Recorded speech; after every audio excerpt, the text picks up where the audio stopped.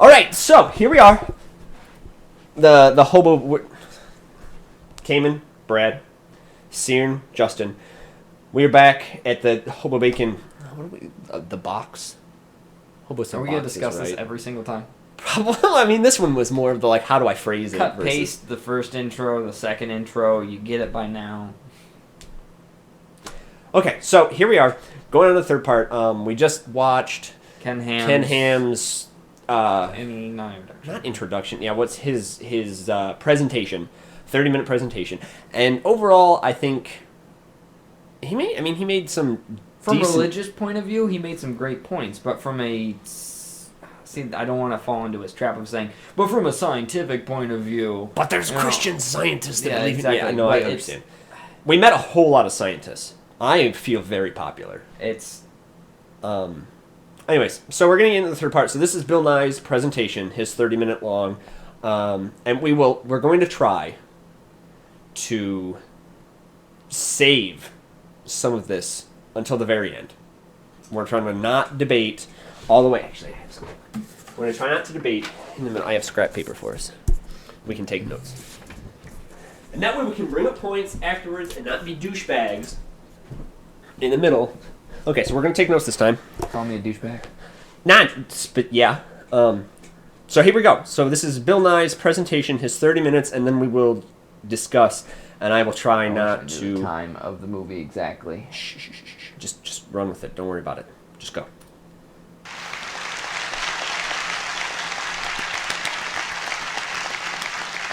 You can clap. You don't have to be a jerk. And you know, it did occur to me when you had my old friend Larry King up there, you could have just asked him.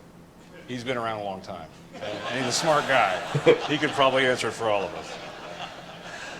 Now, let's all be attentive to Mr. Nye as he gives us his 30-minute presentation. Thank you very much, and Mr. Ham, I learned something. Thank you. Well, let's take it back around to the question at hand. Are you 8-year-old? Does Ken Ham's Are you 8 years old now, sitting on your couch watching Bill Nye? Viable? So, for me, of course. Not quite. Well, I hope he's not going to do the CO2 we're here thing. in Kentucky on layer upon layer upon layer of limestone. I stopped at the side of the road today and picked up this piece of limestone that has a fossil right there. Now, in these many, many layers, in this vicinity of Kentucky, there are coral animals, fossil, zooxanthellae. And when you look at it closely, you can see that they live their entire lives. They lived typically 20 years, sometimes more than that, if the water conditions are correct. And so we are standing on millions of layers of ancient life. Don't say the years. How could those animals have lived their entire life and formed these layers in just 4,000 years? There isn't enough time since Mr. Ham's flood for this limestone that we're standing on to have come into existence. My scientific colleagues go to places like Greenland, the Arctic, they go to Antarctica, and they drill into the ice with hollow drill bits. It's not that extraordinary. Many of you have probably done it yourselves, drilling other things, hole saws to put locks in doors, for example. And we pull out long cylinders of ice, long ice rods. And these are made of snow. And by long tradition, it's called snow ice. And snow ice forms over the winter as snowflakes fall and are crushed down by subsequent layers. They're crushed together and trapping the little bubbles. And the little bubbles must needs be ancient atmosphere. There's nobody running around with a hypodermic needle squirting ancient atmosphere into the bubbles. And we find certain of these cylinders to have 680,000 layers. 680,000 snow, winter, summer cycles.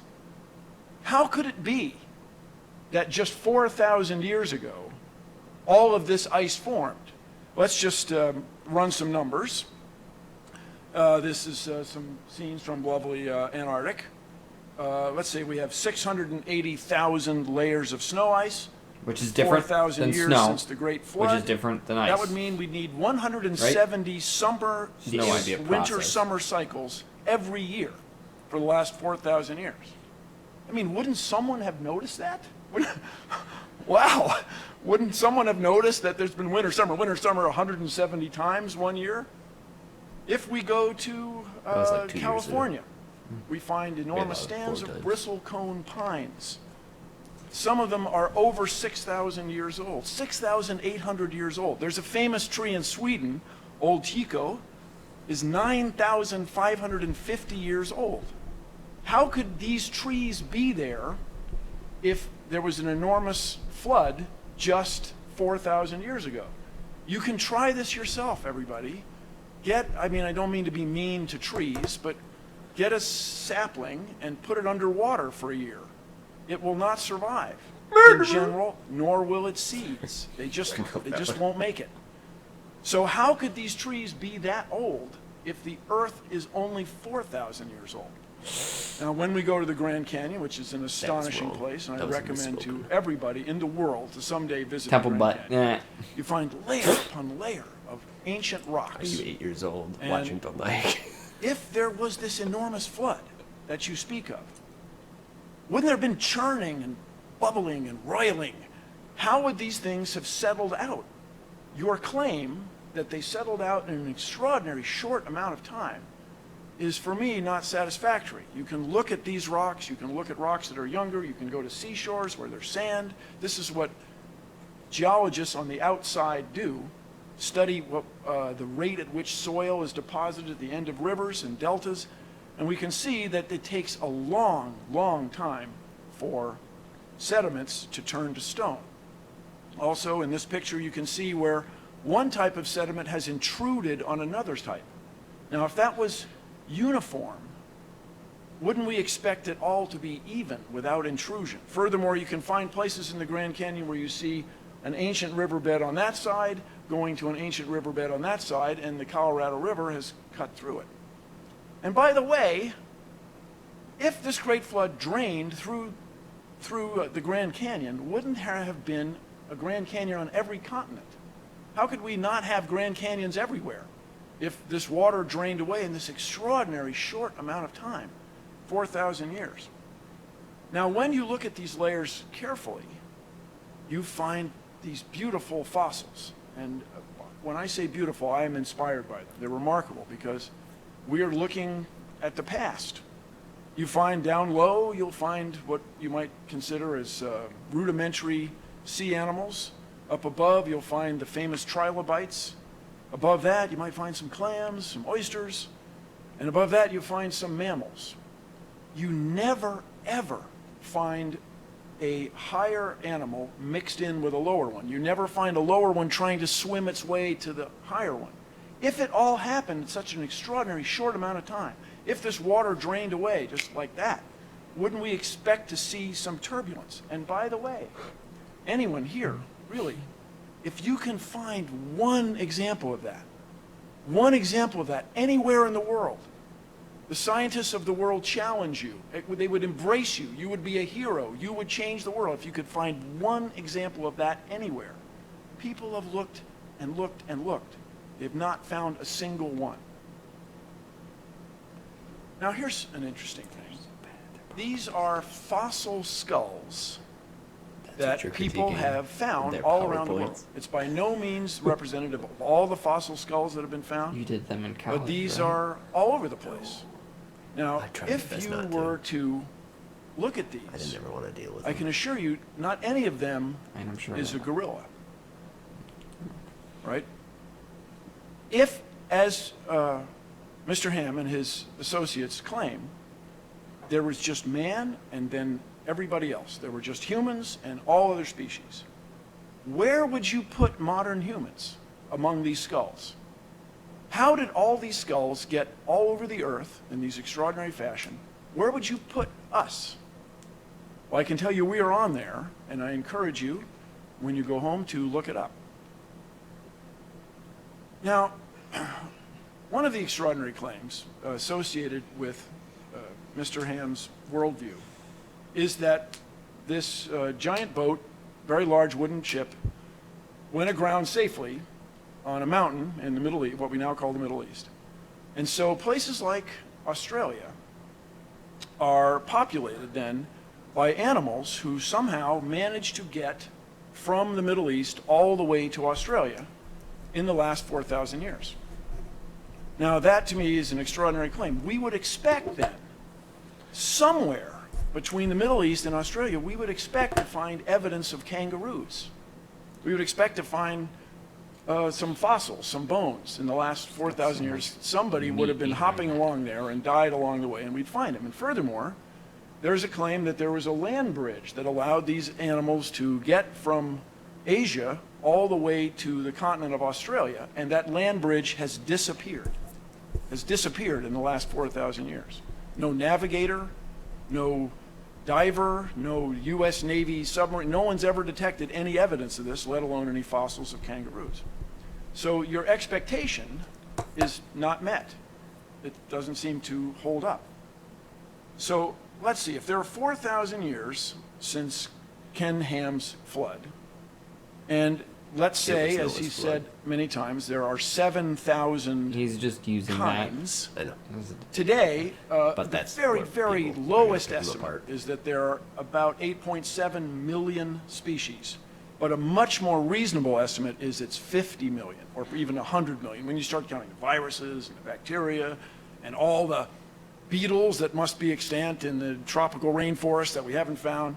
So we'll take a number which I think is pretty reasonable, 16 million species today, okay? If these came from 7,000 kinds, that's, let's say we have 7,000 subtracted from 15 million, that's 15,993. We have 4,000 years, we have 365 and a quarter days a year. We would expect to find 11 new species every day. So you'd go out into your yard, you wouldn't just find a different bird, a new bird, you'd find a different kind of bird, a whole new species of bird every day, a new species of fish, a new species of organisms you can't see, and so on. I mean, this would be enormous news. The last 4,000 years, people would have seen these changes among us. So the Cincinnati Enquirer, I imagine, would carry a column right next to the weather report. Today's new species, and it would list these 11 every day. But we see no evidence of that. There's no evidence of these species. There just simply isn't enough time. Lesser art. Now, as you may know, I was graduated from engineering school, and I got a job at Boeing. I worked on 747s. Okay, everybody relax. I was very well supervised. Everything's fine. There's a tube in the 747 I kind of think of as my Nobody thought tube, it but was that funny. aside, No one thinks that. I traveled the highways of Washington State quite a bit. I was a young guy. I had a motorcycle. I used to go mountain climbing in Washington State, Oregon. Imagine him with a motorcycle. And you can drive along and find these enormous boulders on top of the ground. Enormous rocks, huge, sitting on top of the ground. Now, out there in regular academic pursuits, regular geology, people have discovered that there used to be a lake in what is now Montana, which we charmingly refer to as Lake Missoula. It's not there now, but the evidence for it, of course, is, if I may, overwhelming. And so an ice dam would form at Lake Missoula, and once in a while it would break. It would build up and break. And there were multiple floods in my old state of Washington State. And just before we go on, let me just say, go Seahawks. That was very gratifying. Very gratifying for me. Anyway, you drive along the road, and there are these rocks. So Nobody thought that was funny either. They're all if, Denver as fans. is asserted here at this facility, that the heavier rocks would sink to the bottom during a flood event, the big rocks, and especially their shape, instead of aerodynamic, the hydrodynamic, the water-changing shape as water flows past. You'd expect them to sink to the bottom. But here are these enormous rocks right on the surface, and there's no shortage of them. If you go driving in Washington State or Oregon, they're readily available. So how could those be there if the Earth is just 4,000 years old? How could they be there if this one flood caused that? Another remarkable thing I'd like everybody to consider, inherent in this worldview, is that somehow Noah and his family were able to build a wooden ship that would house 14,000 individuals. There are 7,000 kinds, and then there's a boy and a girl for each one of those. Build the ark. So it's about 14,008 people. And these people were unskilled. As far as anybody knows, they were never built a wooden ship before. Unskilled. Furthermore, they had to get all these They were animals on there, unskilled, but and they they had had to feed 100 them, and years I to understand that get it right. Mr. Ham Now has they're some also guided closely explanations by for that, God. which I frankly find extraordinary, but He's such a cheater. this is the premise of the bit. And we can then run a test, a scientific test. People in the early 1900s built an extraordinary large wooden ship, the Wyoming. It was a 6-masted schooner, the largest one ever built. It had a motor on it for winching cables and stuff. But this boat had a great difficulty. It was not as big as the Titanic, but it was a very long ship. It would twist in the sea. It would twist this way, and this way. And in all that twisting, it leaked. It leaked like crazy. The crew could not keep the ship dry. And indeed, it eventually foundered and sank, loss of all 14 hands. So there were 14 he could do that, crewmen and then there'd be the word aboard a stretch ship in between built his by hands, and very, would very do that. skilled shipwrights in New England. He These did- guys were the best in the world at wooden shipbuilding. And they couldn't build a boat grab a as little big plastic as thing that was right the in front Ark of him, is be like, claimed "It's to fine, have this been. way, this way, and his Is point that would have been reasonable? proven. Is that possible? Was it not? That the best shipbuilders in the world couldn't Look at his do what audience. 8 unskilled people, men and their wives, I'm his were audience. able to do? If you visit the You're his National Zoo I can wait. in Washington, D.C., it's 163 acres, and they have 400 species. By the way, this picture that you're seeing was taken by spacecraft in space, orbiting the Earth. It was taken by space. If you told my grandfather, let alone my father, that we had that capability, they would have been amazed. That capability comes from our fundamental understanding of gravity, of material science, of physics, and life science, where you go looking. This place is often, as any zoo, is often deeply concerned and criticized for how it treats its animals. They have 400 species on 163 acres, 66 hectares. Is it reasonable that Noah and his colleagues, his family, were able to maintain 14,000 animals and themselves and feed them aboard a ship that was bigger than anyone's ever been able to build? Now here's the thing. What we want in science, science as practiced out on the outside, is an ability to predict. We want to have a natural law that is so obvious and clear, Sounds like a good idea. so well understood, that we can make predictions about what will happen. We can predict that we can put a spacecraft in orbit and take a picture of Washington, D.C. Brought that point We up can earlier. predict that if we provide this much room for an elephant, it will live healthily for a certain amount of time. So I'll give you an example. In the explanation provided by traditional science of how we came to be, we find, as Mr. Ham alluded to many times in his recent remarks, we find a sequence of animals in what generally is called the fossil record. This would be to say, when we look at the layers that you would find in Kentucky, you look at them carefully, you find a sequence of animals, a succession. And as one might expect, when you're looking at old records, there's some pieces seem to be missing, predictive instead of a gap. the fossil itself. So scientists got to thinking about this. There are lungfish that jump from pond to pond in Florida and end up in people's swimming pools. And there are amphibians, frogs, toads, croaking and carrying on. And so people wondered if there wasn't a fossil or an organism, an animal that had lived, that had characteristics of both. People over the years had found that in Canada, there was clearly a fossil marsh, a place that used to be a swamp, had dried out. And they found all kinds of happy swamp fossils there, ferns, so on, and organisms, animals, fish that were recognized. And people realized that if this, with the age of the rocks there, as computed by traditional scientists, with the age of the rocks there, this would be a reasonable place to look for an animal, a fossil of an animal that lived there. And indeed, scientists found it, Tiktaalik, this fish lizard guy. And they found several specimens. It wasn't one individual. In other words, they made a prediction that this animal would be found, and it was found. I see his point. So far, Mr. Ham and his worldview, the Ken Ham creation model, does not have this capability. It cannot make predictions and show results. Here's an extraordinary one that I find remarkable. Not about the example itself, but There are certain fish, the top minnows, I remember. that have the remarkable ability to have sex with other fish, traditional fish sex, and they can have sex with themselves. Now, one of the old questions in life science, everybody, there's a word for that. one of the old sort of chin strokers, is why does any organism, whether you're an ash tree, a sea jelly, a squid, a marmot, why does anybody have sex? I mean, there are more bacteria in your tummy right now than there are humans on Earth. And bacteria, they don't bother with that, man. They just like split themselves in half. They get new bacteria. Like, let's get her done. Let's go.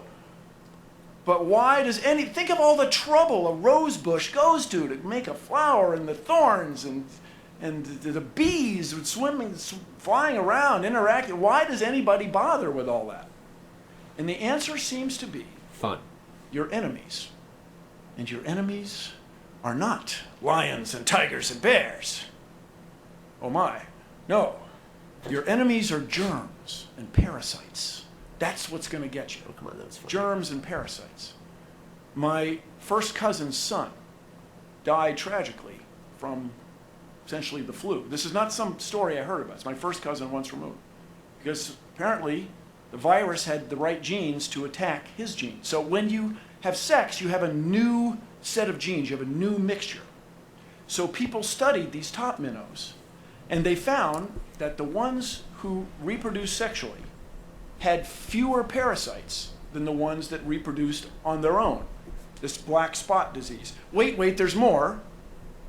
In these populations, with flooding and so on, with river ponds get isolated, then they dry up, then the river flows again. In between, some of the fish will have sex with other fish sometimes, and they'll have sex on their own, what's called asexually. And those fish, the ones that are in between, sometimes this, sometimes that, they have an intermediate number of infections. In other words, the explanation provided by evolution made a prediction. And the prediction's extraordinary and subtle, but there it is. How else would you explain it?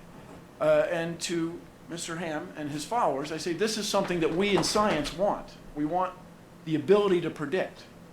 And your assertion that there's some difference between the natural laws that I use to observe the world today and the natural laws that existed 4,000 years ago is extraordinary and unsettling.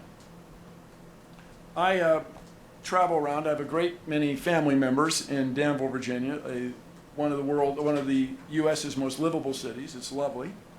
And I was driving along, and there was a sign in front of a church, Big Bang Theory, you got to be kidding me, God. Now, everybody, why would someone at the church, a pastor, for example, put that sign up unless he or she didn't believe that the Big Bang was a real thing? I just want to review briefly with everybody why we accept, in the outside world, why we accept the Big Bang. Edwin Hubble, oh sorry, there you go.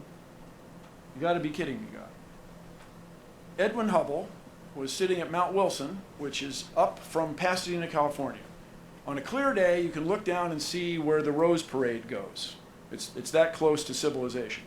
But even in the early 1900s, the people who selected this site for astronomy picked an excellent site.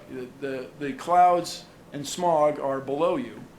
And Edwin Hubble sat there at this very big telescope night after night studying the heavens. And he found that the stars are moving apart. The stars are moving apart. And he wasn't sure why, but it was clear that the stars are moving farther and farther apart all the time. So people talked about it for a couple decades. And then eventually another astronomer, almost a couple decades, another astronomer, Fred Hoyle, just remarked, well, it was like there was a big bang. There was an explosion. This is to say, since everything's moving apart, it's very reasonable that at one time they were all together. And there's a place from whence, or rather whence, these things expanded. And it was a remarkable insight. But people went still questioning it for decades. Science and conventional scientists questioning it for decades. These two researchers wanted to listen for radio signals from space, radio astronomy. And this is, while we have visible light for our eyes, there's a whole other bunch of waves of light that are much longer. The microwaves in your oven are about that long. The radar at the airport is about that long. Your FM radio signals about like this. AM radio signals are kilometer. They're several soccer fields.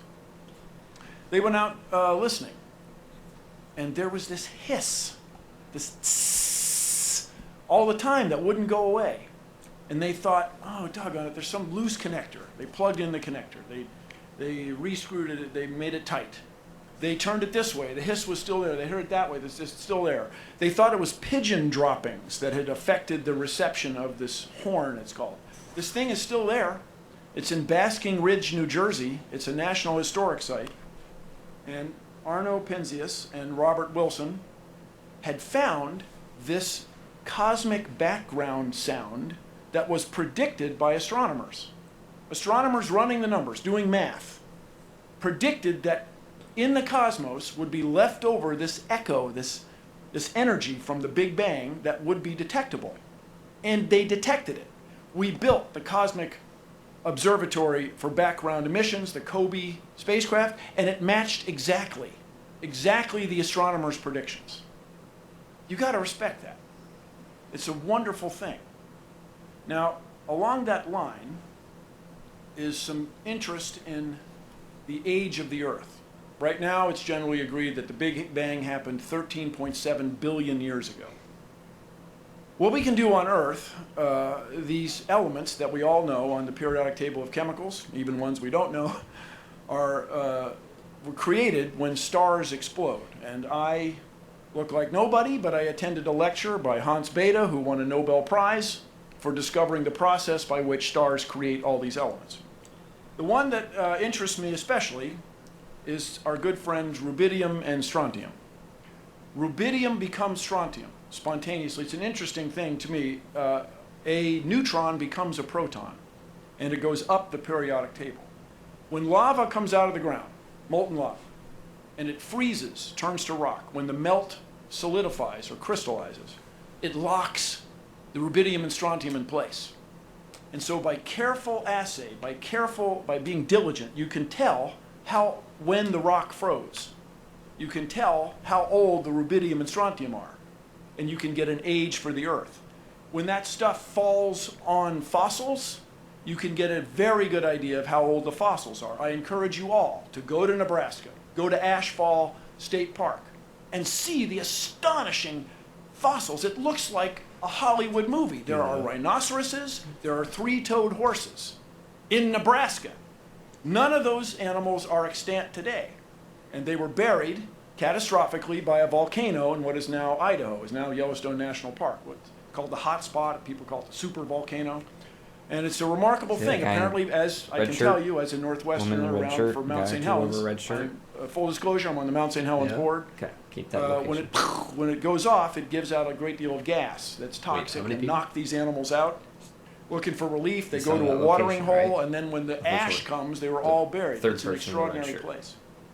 No. Now, if in the bad old days you had heart problems, they would right away cut you open. Now we use a drug based on rubidium to look at the inside of your heart without cutting you open. Now, my Kentucky friends, I want you to consider this. Right now, there is no place in the Commonwealth of Kentucky to get a degree in this kind of nuclear medicine, this kind of drugs associated with that. I hope you find that troubling. I hope you're concerned about that. You want scientifically literate students in your Commonwealth for a better tomorrow for everybody. You can't get this here. You have to go out of state. Now, as far as the distance to stars, understand this is very well understood. It's February. We look at a star in February, we measure an angle to it, we wait 6 months, we look at that same star again, and we measure that angle. It's the same way carpenters built this building. It's the same way surveyors surveyed the land that we're standing on. And so by measuring the distance to a star, you can figure out how far away it is, that star, and then the stars beyond it and the stars beyond that. There are billions of stars, more than 6,000 light years from here. A light year is a unit of distance, not a unit of time.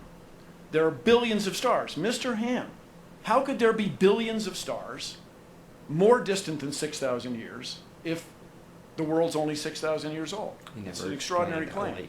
There's another astronomer, Adolf Kittel, who remarked first about the reasonable man. For those who don't know. Is it reasonable that we have ice older by a factor of 100 than you claim the Earth is? We have trees that have more tree rings than the Earth is old. That we have rocks with rubidium and strontium, uranium, and potassium argon dating that are far older than you claim the Earth is. Could anybody have built an ark that would sustain better than any ark anybody was able to build on the Earth? So if you're asking me, and I got the impression you were, is Ken Ham's creation model viable? I say no. Absolutely not. Now, one last thing. You may not know that in the U.S. Constitution, from the Founding Fathers, is the sentence to promote the progress of science and useful arts. Kentucky voters who might be watching online in places like Texas, Tennessee, Oklahoma, Kansas. Please, you don't want to raise a generation of science students who don't understand how we know our place in the cosmos, our place in space, who don't understand natural law. We need to innovate to keep the United States where it is in the world. Thank you very much. Welcome back. Okay. Pause it here. This is going to be intense. I can already feel it.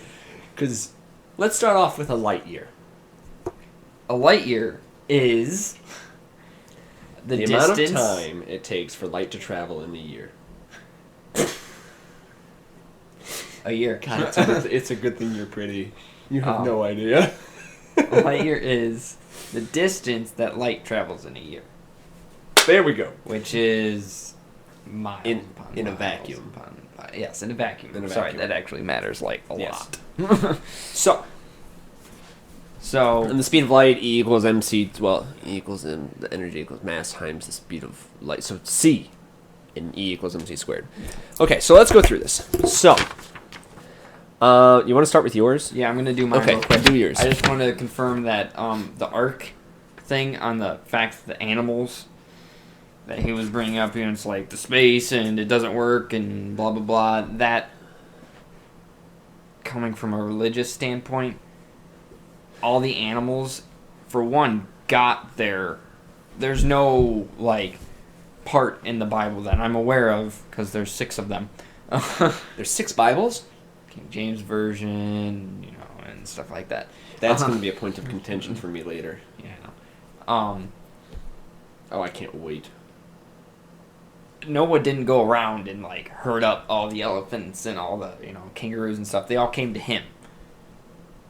So God was put in all these animals' minds, go to this location to get on the boat and do that. So using that as background, it's not that hard to accept. If you accept that, it's not too hard to accept that all these animals behaved and either went into hibernation or something like that to survive. But even then, okay, so that's. But still, crowd 14,000 people. But again, if you in an apartment building, I was gonna say, but if they call that New York. Have you seen New York? So on a serious note, that was kind of serious. Ish. Yeah, but it's just the point. You can make whatever point you want to make. It's just that you're not going to be able to change that until you prove. I mean, that's a bad point to go after. That's a bad. That's Okay, so what about like the skilled labor point? You can't. You can't, the only backup that you have on that is that, well, you weren't there. You don't know that they weren't skilled laborers. You don't know that Noah's children or Noah's whoever else was on that boat, that no one was a boat maker. Just because the Bible didn't say they were a boat maker. And two, if God can make a bunch of animals appear or come to him, why can't he just... So you have to phrase that why very can't, carefully. Why can't he just... Poof! Why can't he inject this knowledge inside of Noah's head? Well, first off, because without permission, that's rape. Okay, well, again. Refute the point. Okay. So it can all just kind of happen. Mm-hmm. But is that really an explanation? Yeah, why not? So we've gone back to the explanation because God said so. God said so. And that's my point. But how does that become science? Because God said so. You can't... So the ability for... Again, it's the whole... I can explain anything that you're going to throw at me. With because God said so. Because God said so, or some variation of it. So in the end, we're still not doing science. No. I mean, why are we discussing this when I can refute any point?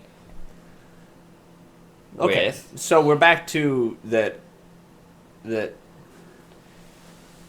I mean, I guess that. Okay, let's go back. So what you need to do. What is the point? What someone needs to do to. What I need to do. I can do this. Okay. You gotta find the devil in the details. Like he brought up a very good point. The twisting and the turning of the ark. There is things that are observable to a point that you can't say that, I can't come with you and just say the only thing that I can keep backing up with it is, well, God made it so it can't twist and turn. God made it as hard as stone.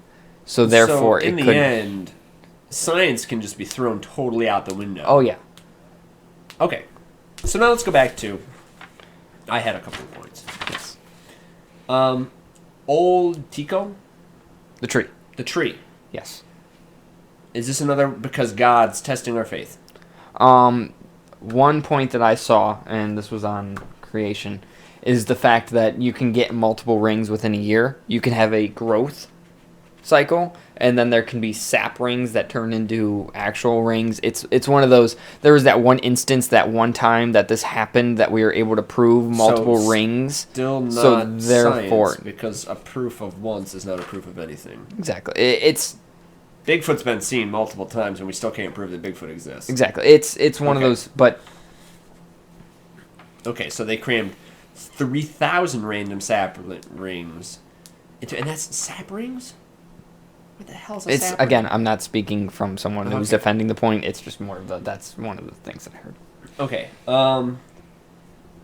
So do we ever find out, or I guess the question is, what would come next from the creation model? That's what I want to know. What would come next? As a being not trained landscape ecologist, we constantly had models when I was doing my undergrad. And everything came back to, can you apply it to the next step? So, which came up, there was, what were those things called? I should have written that down. The fish with the legs. Yeah, those things. Yeah, they've seen the video. So okay, so you can use that to predict you were able to use the scientific method to predict a. Okay, so species, we got that. Yeah. I do like that he brought up natural selection through sexual reproduction. Yes, and that's another very good point. It's like if we have a perfect species or a intelligently designed species, why have sex? I can refute that with God gave that as a gift. Oh, what a gift. Exactly. So, it was part of the whole marriage thing. And it just so happened to involve reproduction, and also the perfect way to get rid of diseases. or transmit them. Practice safe sex. Put your finger on it. Do it because it'll be fun. I'm not gonna let you turn this into a mockery. But you already have. I have not. Look, okay, so while I'm doing it comedically, these are legitimate points. Next. So I don't like how he's going back to. I wish that he would have, that Mr. Nye, because I have great respect for the man, would have just been like, there's no predictivity. It's effectively like you're making it a historical account. Okay, cool. That's the thing, though, is why is everything... Why, besides what we've already admitted to from a creation side... Oh, wait. Why aren't there any kangaroo fossils in Asia? Yeah, I don't know why that's not been disproven. Wait, why there's no kangaroo No, fossils? that's a really good point. To be like Whiskey Tango Foxtrot, Yeah, I don't which know. is WTF for those of you who don't speak military. Because God picked those up. Wait, what? No, I'm talking to you. It's like, we can't have these laying around. Son of a bitch. Okay, so there was that. That was the, what is this part? This was the end of part 3. I think so. Okay, so now we're gonna move into part 4, which, if I remember correctly, is We'll discuss it the later. rebuttals. I can't wait for that. It doesn't matter. We'll think about it. Anyways, that's it for us. Later days.